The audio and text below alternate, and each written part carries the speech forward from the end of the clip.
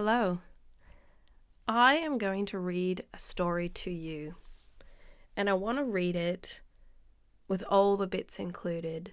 So we will start with the introduction to this book. The book is called Redwall, and it has been written by Jacques.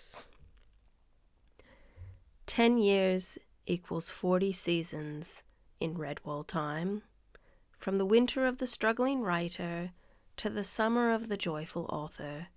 What a time it has been, my friend.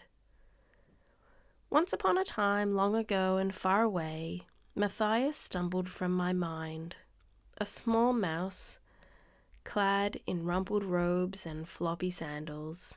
Thus an entire world was created in my imagination. Mossflower country, with the ancient Redwall Abbey at its heart. Feasts, battles, guests, riddles, poems and songs abounded in this enchanted place. Now 40 seasons and many volumes later, the saga continues. Children and the young at heart worldwide have come to share in the adventure that is ongoing. From Martin to Matthias, Matameo to Mariel, and Bryony to Tamo, my heroes and heroines are there for all. Faithful moles, trusty otters, hungry hares, loyal hedgehogs, friendly squirrels, and awe-inspiring badgers battle alongside them, so that good may defeat evil and justice prevail for the honest creatures. So will the legend continue, whilst Redwall calls to me and you, my friend, can discover the magic that lies within the pages of these books. I thank you for your company, in the hope that you may travel with me always. Jacques, recorder of the Redwall Abbey in Mossflower Country. If you have heard of these books before, or read them before, or haven't, I invite you to listen as I read. I am just a regular person with a regular voice. I may mispronounce things or misspeak, but I really just want to read to you, kind of like a parent reads to their child. So get onto the left side of the bed, hop under the doona, make sure the pillow's comfortable behind your back, and let's begin. Who says that I am dead? Who knows not at all? I am that is, to mice within Redwall. The warrior sleeps twixt hall and cavern hole. I am that is. Take on my mighty roll, look for the sword, in moonlight streaming forth. At night when day's first hour reflects the north, from over the threshold, seek, and you will see. I am that is. My sword will wield for me, rhyme from beneath the great whole tapestry. It was the start of the summer of the late rose. Mossflower country shimmered gently in a peaceful haze, bathing delicately at each dew-laden dawn, blossoming through high sunny noontides, languishing in each crimson-tinted twilight that heralded the soft darkness of June nights. Redwall stood foursquare along the marches of the old south border, flanked on two sides by mossflower woods, shaded depths. The other half of the abbey overlooked undulating sweeps of meadowland, its ancient gate facing the long dusty road on the western perimeter. From above it resembled some fabulous dusky jewel, fallen between a green mantle of light silk and dark velvet. The first mice had built the abbey of red sandstone, quarried from pits many miles away in the northeast. The abbey building was covered across its south face by that type of ivy known as Virginia creeper. The onset of autumn would turn the leaves into a cape of fiery hue, thus adding further glory to the name and legend of Redwall Abbey. Book 1. The Wall. Matthias cut a comical little figure as he wobbled his way along the cloisters, with his large sandals flip-flopping and his tail peeping from beneath the baggy folds of an oversized novice's habit. He paused to gaze upwards at the cloudless blue sky and tripped over the enormous sandals. Hazelnuts scattered out upon the grass from the rush basket he was carrying. Unable to stop, he went tumbling cowl over tail. Bump. The young mouse squeaked in dismay. He rubbed tenderly at his damp, snub nose while slowly taking stock of where he had landed, directly at the feet of Abbot Mortimer. Immediately Matthias scrambled about on all fours, hastily trying to stuff nuts back into the basket as he muttered clumsy apologies, avoiding the stern gaze of his elder. Sorry, Father Abbot. I tripped, you see. Trod on my habit. Father Abbot. Oh dear, I mean. The Father Abbot blinked solemnly over the top of his glasses. Matthias again. What a young buffoon of a mouse. Only the other day he had singed old brother Methuselah's whiskers while lighting candles.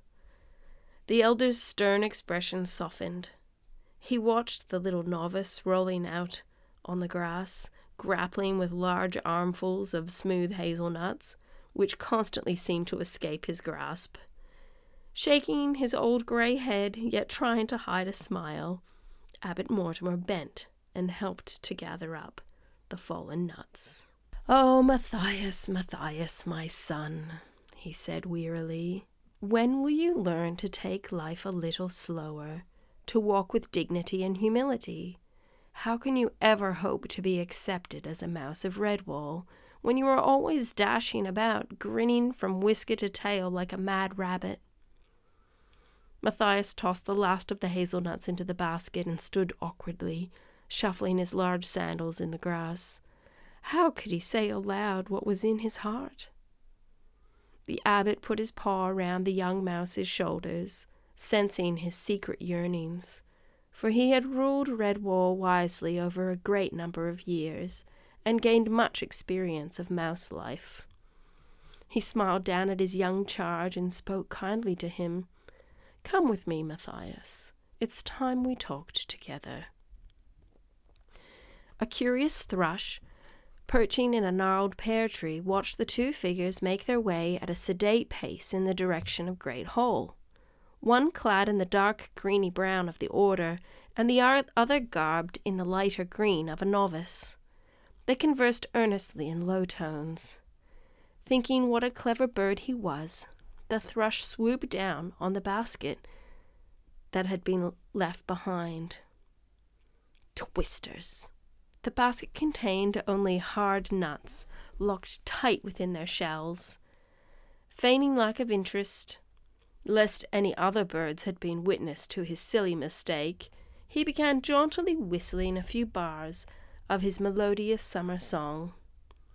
Strolling nonchalantly over the cloister walls in search of snails. It was cool inside the great hall. Sunlight flooded down in slanting, rainbow-hued shafts from the high, narrow, stained-glass windows. 1,000,000 colored dust motes danced and swirled as the two mice trod the ancient stone floor. The Father Abbot halted in front of the wall on which hung a long tapestry. This was the pride and joy of Redwall. The oldest part had been woven by the founders of the abbey, but each successive generation had added to it. Thus the tapestry was not only a priceless treasure, it was also a magnificent chronicle of early Redwall history. The abbot studied the wonderment in Matthias's eyes as he asked him a question, the answer to which the wise mouse already knew. "What are you looking at, my son?"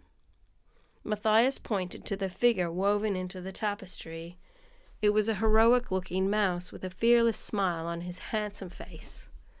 Clad in armor, he leaned casually on an impressive sword, while behind him, foxes, wildcats, and vermin fled in terror. The young mouse gazed in admiration. "Oh, Father Abbot," he sighed, "if only I could be like Martin the warrior. He was the bravest, most courageous mouse that ever lived." The abbot sat down slowly on the cool stone floor, resting his back against the wall. "Listen to what I say, Matthias. You have been like a son to me ever since you first came to our gates as an orphaned woodland mouse, begging to be taken in. Come, sit by me and I will try to explain to you what our order is all about. We are mice of peace. Oh, I know that Martin was a warrior mouse, but those were wild days when strength was needed. The strength of a champion, such as Martin. He arrived here in the deep winter when the founders were under attack by many foxes, vermin, and a great wildcat. So fierce a fighter was Martin that he faced the enemy single-pawed, driving them mercilessly far from Mossflower. During the rout, Martin fought a great battle against overwhelming odds. He emerged victorious after slaying the wildcat with his ancient sword, which became famous throughout the land. But in this bloody combat, Martin was seriously wounded. He lay injured in the snow until the mice found him. They brought him back to the abbey and cared for his hurts until he regained his strength. Then something seemed to come over him. He was transformed by what could only be called a mouse miracle. Martin forsook the way of the warrior and hung up his sword. That was when our order found its true vocation.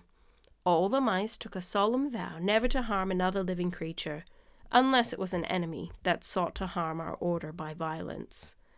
They vowed to heal the sick, care for the injured, and give aid to the wretched and impoverished. So it was written, and so it has been through all the ages of mousekind since. Today, we are deeply honored in highly respected society. Anywhere we go, even far beyond Mossflower, we are treated with courtesy by all creatures. Even predators will not harm a mouse who wears the habit of our order. They know he or she is one who will heal and give aid. It is an unwritten law that Redwall mice can go anywhere, through any territory, and pass unharmed. At all times, we must live up to this. It is our way, our very life. As the abbot spoke, so his voice increased in volume and solemnity. Matthias sat under his stern gaze, completely humbled. Abbot Mortimer stood and put a wrinkled old paw lightly on the small head, right between the velvety ears, now drooping with shame. Once more the abbot's heart softened towards the little mouse. Poor Matthias, alas for your ambitions. The day of the warrior is gone, my son. We live in peaceful times, thank heaven, and you need only to think of obeying me, your abbot, and doing as you are bidden. In time to come, when I am long gone to my rest, you will think back to this day and bless my memory, for then you will be a true member of Redwall. Come now, my young friend, cheer up. It is the summer of the late rose. There are many, many days of warm sun ahead of us. Go back and get your basket of hazelnuts. Tonight we have a great feast to celebrate. My golden jubilee is abbot.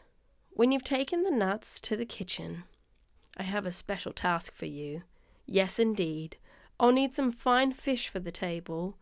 Get your rod and line. Tell Brother Alf that he is to take you fishing in the small boat. That's what young mice like doing, isn't it? Who knows? You may land a fine trout or some sticklebacks. Run along now, young one. Happiness filled Matthias from tail to whiskers as he bobbed a quick bow to his superior and shuffled off. Smiling benignly, The abbot watched him go. Little rascal. He must have a word with the almoner to see if some sandals could be found that were the right fit for Matthias. Small wonder the poor mouse kept tripping up. Thank you for listening to me reading to you today. I hope that as I read, you started to get a picture in your mind of what you think these guys look like, that you start to think about the beauty of the abbey and the peacefulness of these people. These books, and there are many, are full of adventure and happiness and sadness, so no doubt you'll eventually hear me cry. But I hope also that you just hear my voice trying to be kind to you, trying to give you a little bit of respite, maybe from your busy or difficult life, and let's delve deep into the imagination of Brian Jacques. That's the end of chapter 1. I will see you next time in chapter 2. Take care, guys. Bye.